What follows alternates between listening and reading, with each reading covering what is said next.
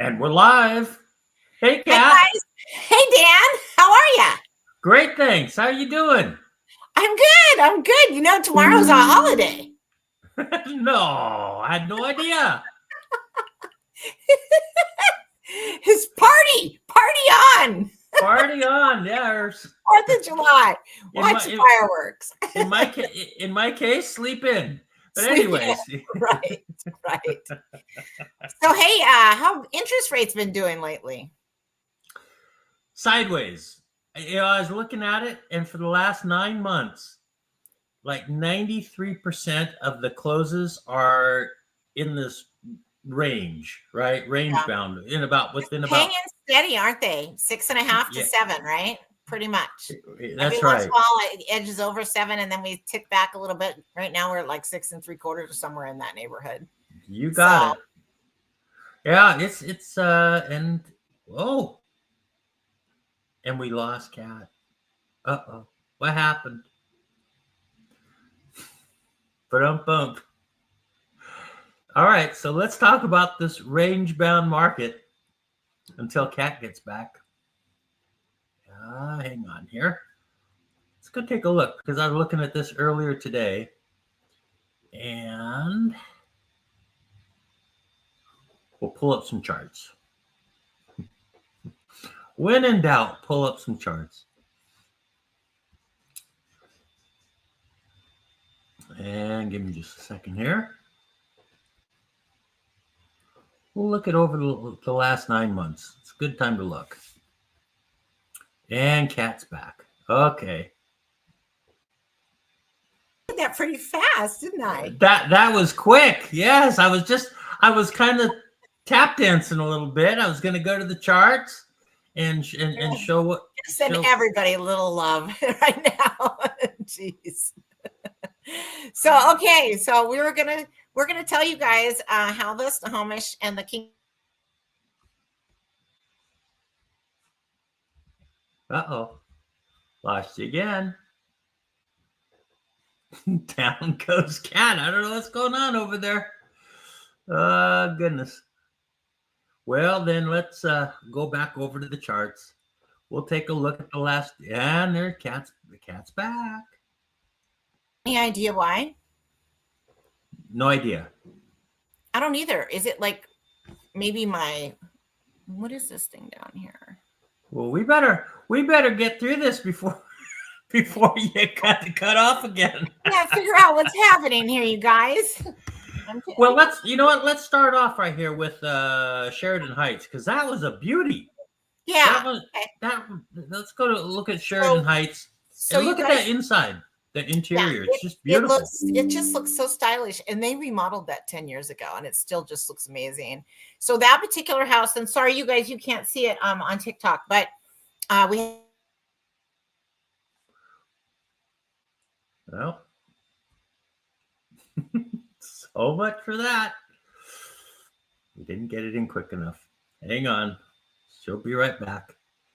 In the meantime, I think we could finally pull up a chart here, show you what I'm talking about. So this is the last year and a half. Yeah, there's Cat. Well, okay. So it shouldn't be an issue. So anyway, Sheridan Heights, we got on the market just in the nick of time, you guys, before things really started going south. They already had started going south before we got on the market, which is why I listed it at 115. So 1.15 million. I really wanted to push them to 1.2, but the market had taken a turn. So you don't get to keep doing that. You get to do that in the January, February, March, and April, and then May, things start to look less favorable for sellers. And so we did still manage to get 3 offers. I had it on the market for 4 days. We reviewed offers on Saturday. We popped an offer review date on there the first day we were on the market because we had 6 people schedule showings the first day and several requests for the inspection. And my fear was that we would get 1 offer for full price the first day. And I was hoping for more since we had so much activity. So I think we hit the sweet spot on the pricing because we ended up 70,000 over asking. So that was a super fun listing, you guys. The sellers did everything I asked, and that is everything. When it comes to getting ready for being on the market, you need to listen to your broker. Your broker's not kidding. They're not asking you to do something because they want you to do them a favor. They actually are asking you to do the things because you're going to benefit.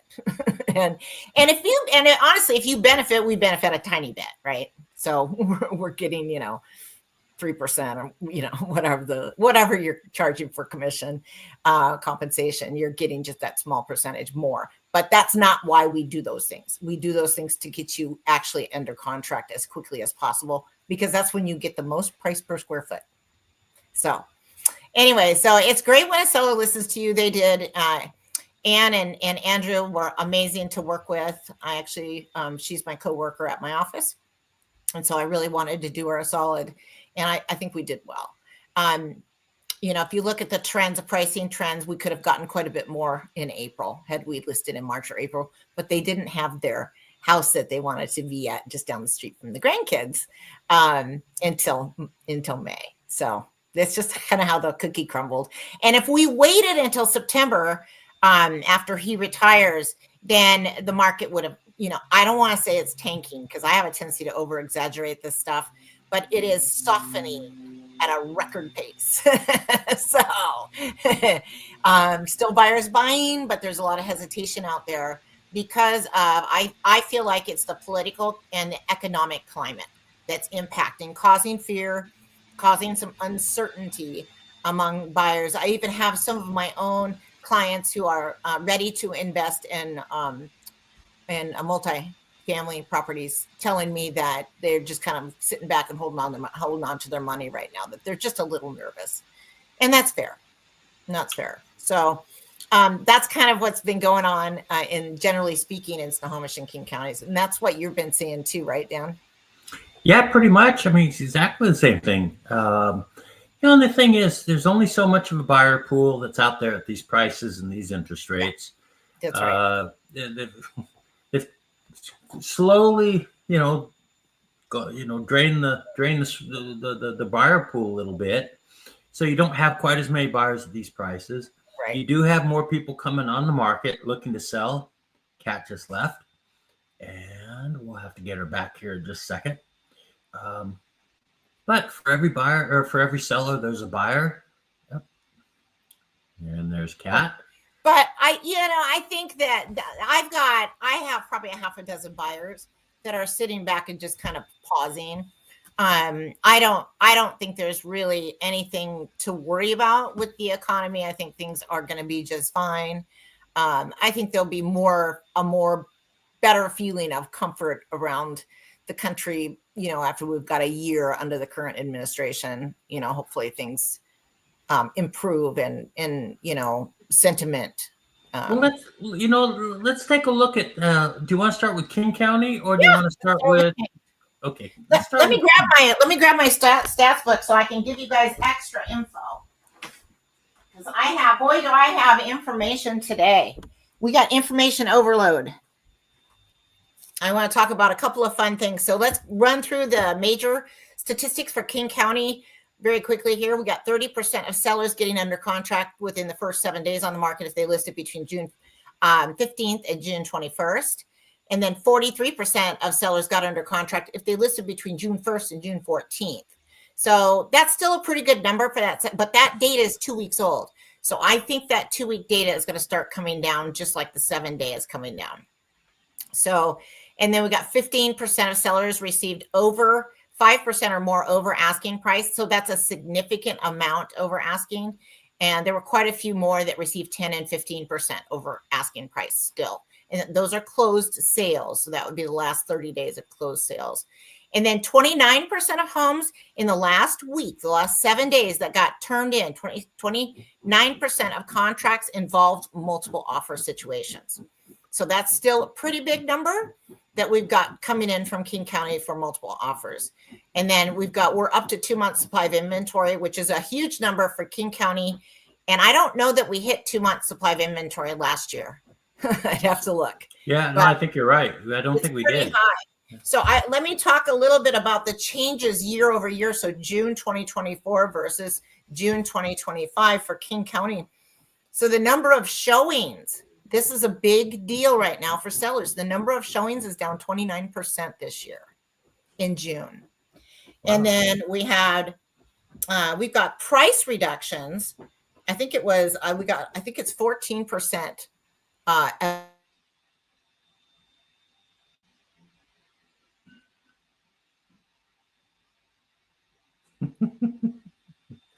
wondering if Mr. Fat Tuesday's tail is hitting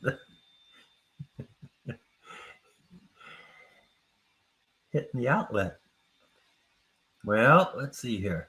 Just a little bit of information. We'll kind of fill in until, well, no, Cat's back. Okay. Hang on. Get Cat right back here.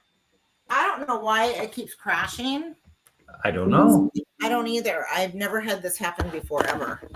So, you know, it's one thing to get disconnected once, but repeatedly seems really weird to me. I just don't know if I have a plug-in over here. I was going to get really close to I don't know where to go. Where's got a cable over here, but okay, plug in over here. Oh, this is all kinds of awkward. Sorry, Dan. Oh, that's okay. You know, while you're getting that fixed, I'll just kind of fill in a little bit with the news of the day. Okay. And that's the jobs report that came out today. And jobs report was more positive than was expected. Came in with 147,000 jobs created in June. The one caveat to that, the expectations were right around 110,000, so it beat expectations.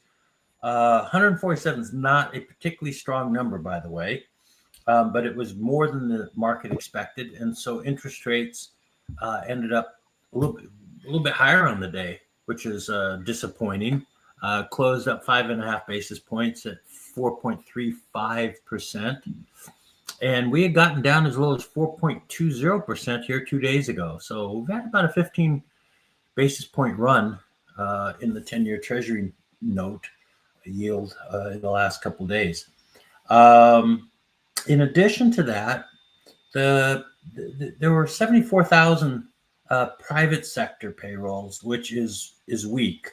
But there were 73,000 government jobs that were added. So the primary drivers of this jobs report were the healthcare areas, which is sort of a quasi-government statistic, and then government jobs. And when you add the two together, they basically accounted for all but 7,000. Looks like about 7,000. I'm doing some quick math here of the payrolls that were added. So one thing that we're going to see what happens in the next report is if there's going to be a little bit of balancing of that. And so, you know, we'll wait and see what happens next month. One thing that was a bright spot as far as inflation is concerned is that the average hourly earnings rose 0.2%, which was a tenth beneath estimates. And we were a tenth beneath estimates. Year over year, average hourly earnings were reported at 3.7%, which was lower than the previous reading, and lower than the forecast of 3.9%. So if you take a look at the entirety, the jobs report was a bit stronger than expected, but it did come from two sources, government and healthcare. And moving forward, it does look like inflation is going to continue to moderate, which is a good intermediate term sign for interest rates. So we'll see what happens. Okay, so I've been tap dancing.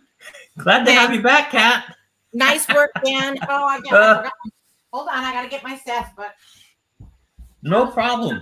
Cool stats, and I keep getting cut out on. Shoot. Well, that's okay. So there were 311 price reductions in King County over the past week. So that's a lot of price reductions. It's roughly 13 to 15%. I did the math for my stats, but I didn't write it down. What are some other interesting? So the number of showings is down 29%. So that's how many showings you get in a month. So in In King County, I think it was 6.3 showings per listing. That's pretty incredible. That's not very many. Wow, per month, 6.3 per month listing per per listing. month. So listen, if you what's 1.5 showings a week? So you guys, if you're on the market and you miss getting off the market that first 7 to 14 days, that's what you're looking at. So that's an average, but that's what it is. It's 6.3. So that can be kind of scary. New listings are up 13% in King County. The number of available homes for sale in June versus June last year is up 50%. Can I 50. Can I cut in here for just a second? Yeah. I gotta tell you a quick story. Okay, so story time. Just a quick story. I was noticing on Instagram this past week, one of the realtors, it must have been dead at the open house. I'm sorry to say that, but it was very quiet. It was very quiet at the open house. Nothing much going on. So she says, "What do you do when nothing's going on in your open house?" And she made up a little dance for Instagram or TikTok or something like that. And she was just dancing around the house. Nobody was interrupting. That's for sure. Sorry. I just thought that was kind of funny. Thank you for that story. What realtors do when they're bored at open houses. Sorry about that. I try to get on the Wi-Fi or something, or I tether to my phone. So homes for sale, the actual just general number of homes for sale is up 50% over last June. And we thought last year summer was kind of bad. Year over year, month supply of inventory is up 38% for King County. So we've got a lot of statistics showing that the weeks coming up are going to be, could be a little tough on sellers. And you really want to focus on trying to get off the market in the first 7 to 14 days. And best if you get off the market in the first 7, you're going to get the most money for your house. Don't sit back and go, geez, I wonder why somebody wrote me an offer the first day or the second day. You better look at it very seriously. So, because you might not get another one. I'm going to remind what you said about 2-3 weeks ago. Remember, for buyers, you were saying holiday weekends are the best time to go out house shopping. So speaking of holiday weekends, you guys, it's July 4th weekend starting tomorrow. And, it's going to be a light listing week. There's not going to be as many new listings coming on the market. However, there will be some. And so you will have a chance over Memorial Day. The percentage of contracts that got turned in with multiple offers was about 10-15% lower than the previous weekend. So you can keep in mind that you may not wind up having to compete for that very special property. Since only, normally we're at for competitions, we're at 29% in King County. So it might get down to maybe only 1 in 5 have competitions this next weekend. So it could be a good opportunity to jump out there and start taking a look at some houses and making a serious offer, even ones that just came on the market. So there's a good chance you won't have to compete. So there you go. That's a money tip for you. Because if there's less competition, you pay less, right? That's right. So, okay, what do you think? Snow? Let's go to snow. Okay. Hey, hang on here. Let's see what we can do. Okay. It's amazing. I'm still here, you guys. You've lost me like 5 times. So, okay, Snohomish County. So 24% of sellers got under contract if they listed their home between June 15th and June 21st. And 24% of them got under contract within the first 7 days. So 41% of sellers got under contract in the first 14 days if they listed their home between June 1st and June 14th. So both of those numbers weakening from prior weeks, right? That top number, the 7-day data was in the 50s in April. So just to give you reference, now we're down to 24%.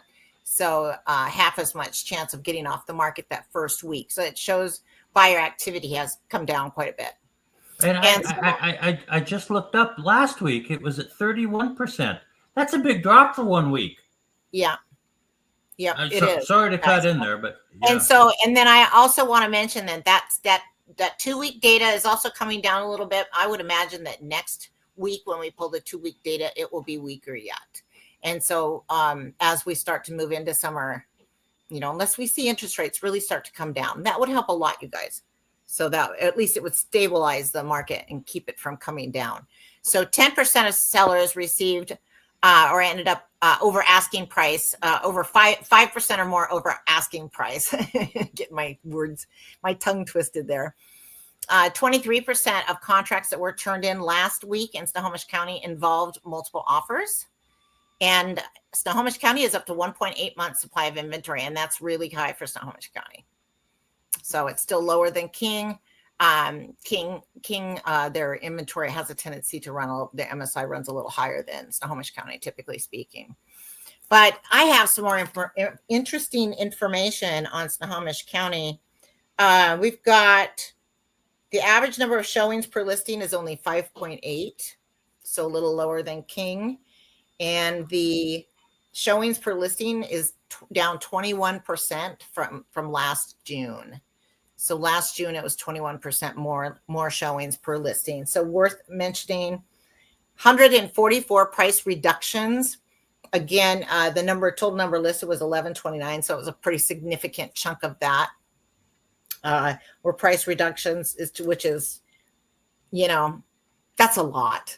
That's a lot. That's for 1 week. In 1 week, that many price reductions. I mean, there was 195 new listings, and of the total listings, almost 1,200 listings, we had 144 reduced price. So, that's not fun. So the number of new listings coming on the market in Snohomish County in June was 12% higher this year than last year. The number of homes available for sale, and we're not talking new construction or townhomes, or condos or anything like that. This is all single family residential detached. The number of actual homes for sale is 41% higher this year. And the number pending is down 1%. See, that's the inverse relationship that should not be. So we actually have fewer buyers this year in Snohomish County than we did last June. And the number of homes sold, of course, is down 1% as well.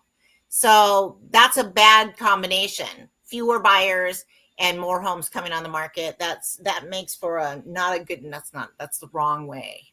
The month supply of inventory is up 24% year over year. And it's 40% higher than it was in 2022 in June, interestingly enough. So that paints kind of a cautious picture. If you are a seller, you want to be pricing on the lower side of what you think is comfortable.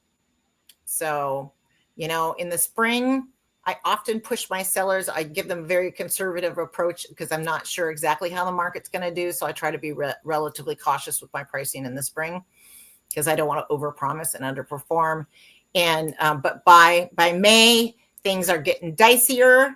And by that, I just mean there's just not as many multiple offers, and it's a little tougher to get sold in that first week. So for buyers, things get better and better and better after May. So for buyers, you get to, now you're going to have more housing choices. There's not going to be as many, escalations and as many competitions. And so there's a really good chance you're actually going to get the house that you want instead of like a couple of years ago in the spring when it was difficult to make that happen. Difficult to get my client into a house that they really, really wanted. And you start getting less picky when you lose a few. You start getting less picky. And now buyers being very, very, very picky. Very, very picky. Okay, so do you want to do Pierce? Yeah, let's go to Pierce. Okay, let's do Pierce. Let's see if we can bring Pierce up here. There we go. Yeah, I'm still with you guys. Oh, that's Snohomish. That's true. That is Snohomish, but this is Pierce. There we go. Goodness gracious. Okay. Here we go, Pierce. Pierce is at 27%. Homes pending within 7 days on the market. And let's take a little quick comparison with last week. No. Cat's back. Here we go. Okay, so for no further ado, 27% of homes were pending within 7 days on the market if they listed between June 15th and June 21st. 37% of homes got off the market within the first 14 days if the sellers listed between June 1st and June 14th in Pierce County. 7% of sellers received 5% or more over list price in the last 30 days of sold listings. And 23% of sellers actually got under contract within the last 7 days.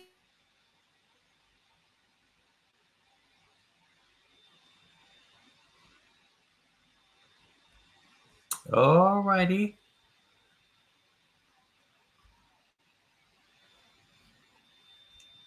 Expect to have Kat back very shortly. So we had 20. There we go.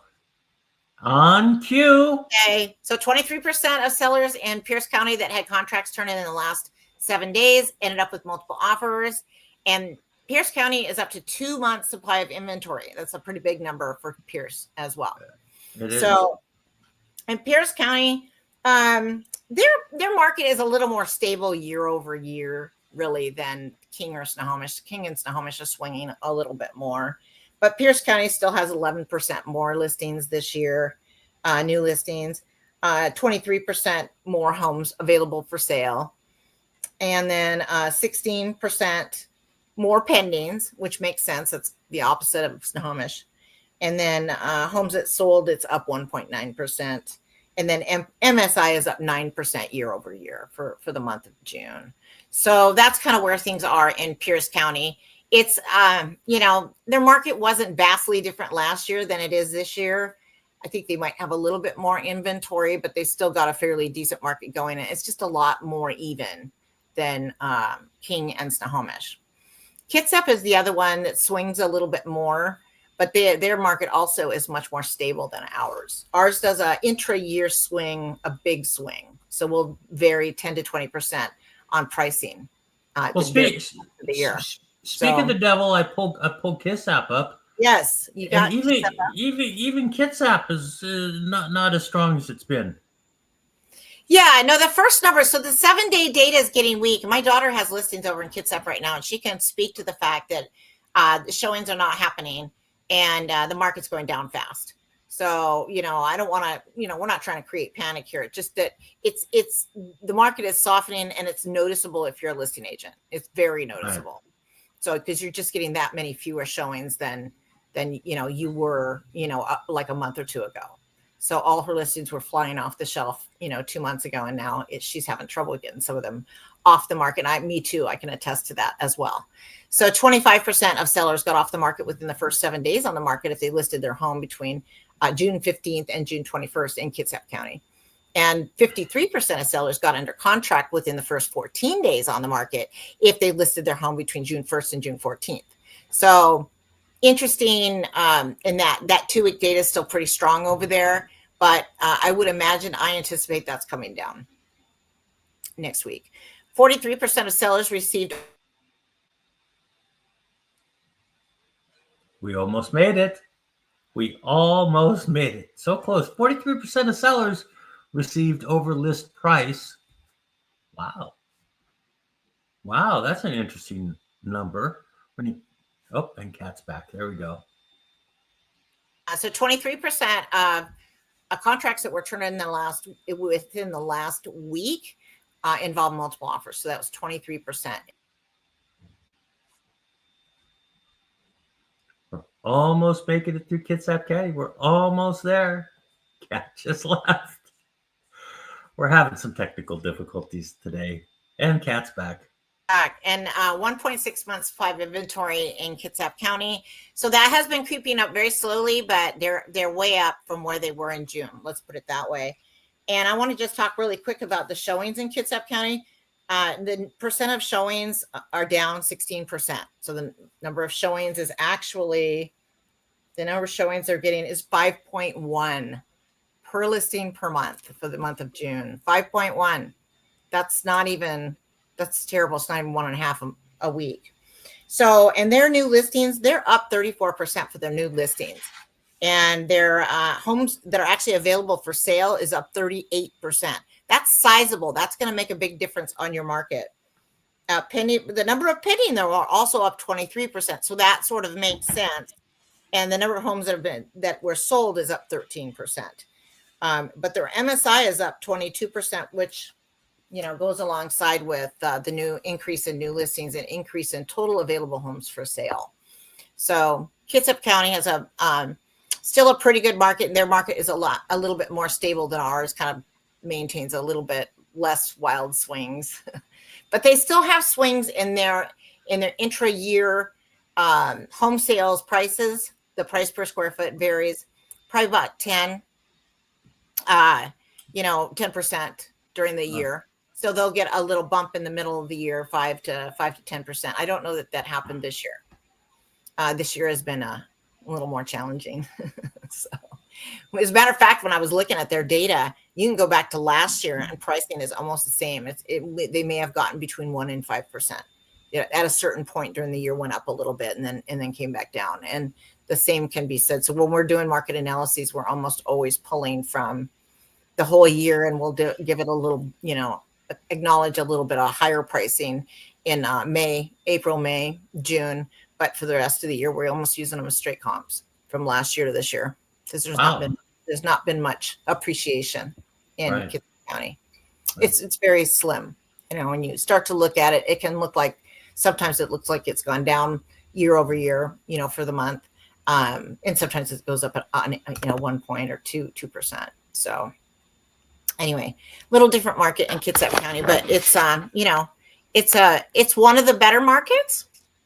It's more populous county than like Mason, and a lot more stable than like Skagit. Kind of is all over the board.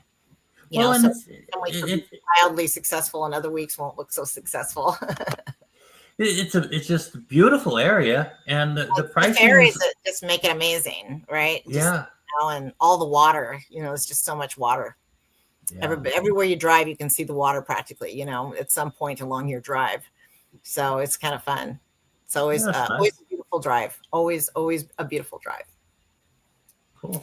Well, Kat, I will. I think we're about done because it's the 4th of July weekend.